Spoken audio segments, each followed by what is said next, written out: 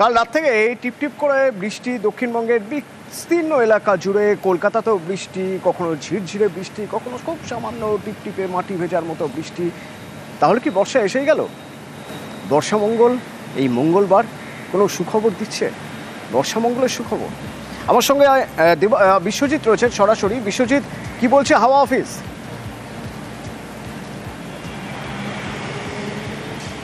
দেখো, বর্ষা যে কোনো মুহূর্তে চলে আসতে পারে, একদম দোরগোড়ায় বর্ষা বলা যায়। অর্থাৎ আজকে বা কালকে যে কোনো সময়ে বর্ষা বালুরঘাট থেকে অর্থাৎ উত্তরবঙ্গ থেকে দক্ষিণের দিকে অগ্রসর হতে পারে। একেবারে অনুকূল পরিস্থিতি। আর এই অনুকূল পরিবেশকে আরও বেশি অনুকূল করেছে যে নিম্নচাপ তৈরি হয়েছে, অর্থাৎ যে সার্কুলেশনটি ছিল ঘূর্ণাবর্ত, যেটি উত্তর পশ্চিম বঙ্গোপসাগরে ছিল ওড়িশা উপকূলের কাছে, সেটি এই মুহূর্তে নিম্নচাপ রূপে অবস্থান করছে এবং গাঙ্গেয় পশ্চিমবঙ্গ ও দক্ষিণ বাংলাদেশের ওপর অবস্থান করছে। আর এর প্রভাবে এই যে অনুকূল পরিস্থিতি আরও বেশি অনুকূল হয়েছে। ভারী থেকে অতি ভারী বৃষ্টি দক্ষিণবঙ্গের বেশিরভাগ জেলাতেই আজ ভারী বৃষ্টি। কলকাতা সহ দক্ষিণবঙ্গের সব জেলাতেই আজ এবং আগামীকাল 70 থেকে 110 মিলিমিটার পর্যন্ত বৃষ্টি হতে পারে এবং ভারী থেকে অতি ভারী বৃষ্টি হতে পারে অন্তত দক্ষিণ 24 পরগনা, পশ্চিম মেদিনীপুর, বাঁকুড়া, পুরুলিয়া এবং পশ্চিম বর্ধমান ও বীরভূম এই জেলাগুলিতে আজ এবং আগামীকাল ভারী থেকে অতি ভারী বৃষ্টির সতর্কতা জারি করেছে আলিপুর আবহাওয়া দপ্তর। নিম্নচাপ তৈরি হয়েছে, তাই বঙ্গোপসাগর উত্তাল থাকবে। তাই যে বাংলা এবং ওড়িশা উপকূলে যারা মৎস্যজীবী রয়েছেন তাদের জন্য রয়েছে সতর্কবার্তা। আজ এবং আগামীকাল সমুদ্র উত্তাল থাকবে, প্রায় 60 থেকে 65 কিলোমিটার গতিবেগে দমকা ঝোড়ো বাতাস। তাই মৎস্যজীবীদেরও আজ এবং আগামীকাল সমুদ্রে যেতে নিষেধ করা হয়েছে। অর্থাৎ সব মিলিয়ে আজ এবং আগামীকাল ভারী থেকে অতি ভারী বৃষ্টি হলেও এই বিক্ষিপ্তভাবে ভারী বৃষ্টি কিন্তু এ সপ্তাহ জুড়েই চলবে। আর বজ্রবিদ্যুৎ সহ হালকা মাঝারি বৃষ্টি তো চলতেই থাকবে। অর্থাৎ এই সপ্তাহটা যে তীব্র গরম ছিল সেই তীব্র গরম থেকে হয়তো কিছুটা সাময়িক স্বস্তি পাওয়া যাবে, কিন্তু বর্ষাকাল, তাই আর্দ্রতা থাকবে, বাতাসে জলীয় বাষ্প থাকবে, তাই যখনই বৃষ্টি হবে না তখন কিন্তু অস্বস্তিটাও থাকবে। অতুল, ধন্যবাদ। অনেকটাই স্বস্তি এসছে। যে ভ্যাপসা গরম, যেভাবে কষ্ট করে মানুষকে চলাফেরা করতে হয়েছে, সব থেকে বড় ব্যাপার স্কুলগুলো বাচ্চাদের খুলে গেছে, তো সেই স্কুলে যাতায়াতের সময় এত গরম, তো অনেকটাই স্বস্তি পাওয়া গেছে। এইটুখানি কষ্ট সহ্য করতে পারবো, কোনো প্রবলেম হবে না, বৃষ্টি হোক। এই যে 7 দিনের যে গরমটা ছিল লাস্ট কিছুদিন ধরে, তার থেকে কিছুটা রিলিফ পাওয়া গেছে। প্রচুর গরম ছিল, তো সেদিক থেকে তো স্বস্তি মিলেছে, খুব স্বাভাবিক। বৃষ্টি হলেও তো খারাপ লাগে না। আর এবার নজর রাখা যাক, কারণ উত্তরে ভারী থেকে অতি ভারী বৃষ্টি কোন জেলায় কতটা বৃষ্টি হচ্ছে, কতটাই বা বৃষ্টির সম্ভাবনা রয়ে গেল। পার্থপ্রতিম রয়েছে সরাসরি আমার সঙ্গে। পার্থপ্রতিম,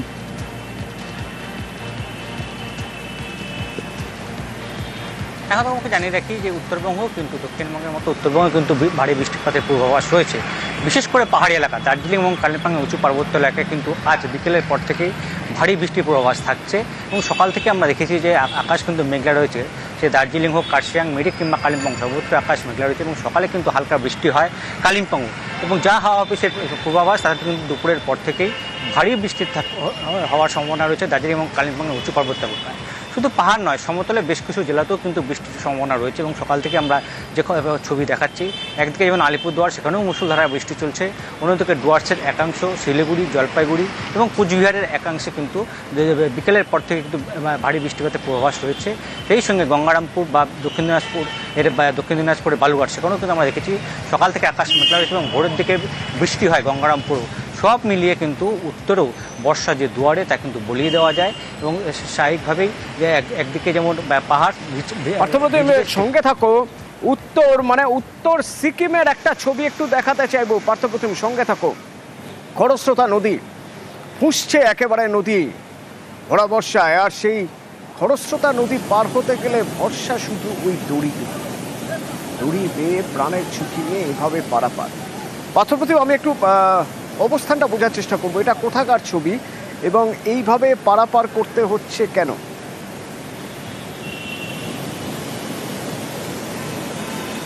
দেখো, আমরা জানি যে গত কয়েকদিন আগেই কিন্তু টানা বৃষ্টিতে গোটা নর্থ সিকিম বিপর্যস্ত হয়ে পড়ে এবং এখনও পর্যন্ত কিন্তু সেখানে পর্যটকদের নো এন্ট্রি করে রাখা হয়েছে, কেননা যোগাযোগ একেবারে যোগাযোগ কিন্তু বিচ্ছিন্ন হয়ে রয়েছে।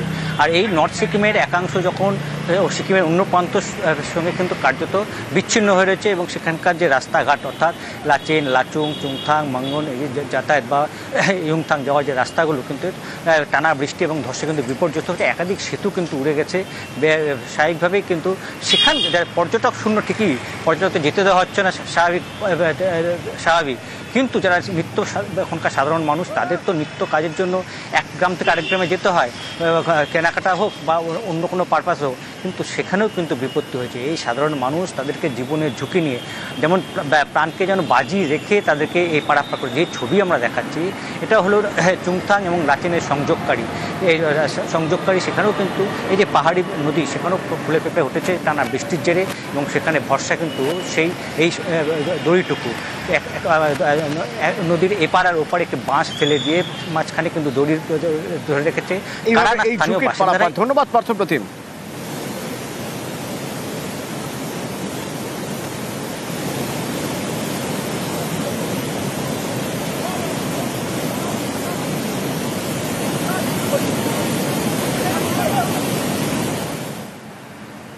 আর বর্ষা মানেই তো রূপলি শস্য। এই যে ইলিশে গুঁড়ি বৃষ্টি হচ্ছে, ভালো ইলিশ পাওয়া যাবে না? নিশ্চয়ই পাওয়া যাবে। গতকালের পর আজও 25 থেকে 30খানা ট্রলার নামখানায় ঢুকলো, কারণ আবহাওয়া অনুকূল এবং তারা প্রচুর পরিমাণে ইলিশ নিয়ে ঢুকেছে। বাজারে হয়তো ইলিশ এবার একটু সস্তা হতেই পারে, সেরকম সম্ভাবনা দেখা দিচ্ছে, কারণ মৎস্যজীবীরা আশাবাদী যে ঠিক যেভাবে এখনও পর্যন্ত পর্যাপ্ত ইলিশ পাওয়া গিয়েছে মরশুমের প্রথমেই, এটা শুভ লক্ষণ। মরশুমের প্রথমেই এত ইলিশ পাওয়া, পুরো মরশুম জুড়েই হয়তো ভালো ইলিশ মিলবে, আশাবাদী মৎস্যজীবীরা।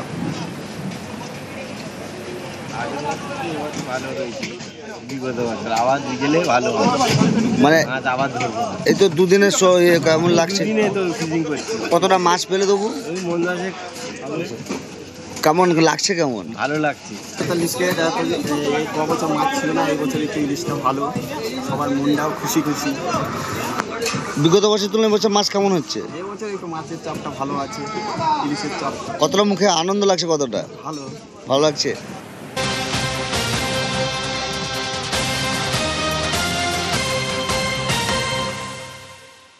শিলিগুড়ির দিকে নজর রাখতে হচ্ছে। শিলিগুড়িতে ইডি হানা, ব্যবসায়ীদের বাড়ি এবং আবাসনে ইডির হানা।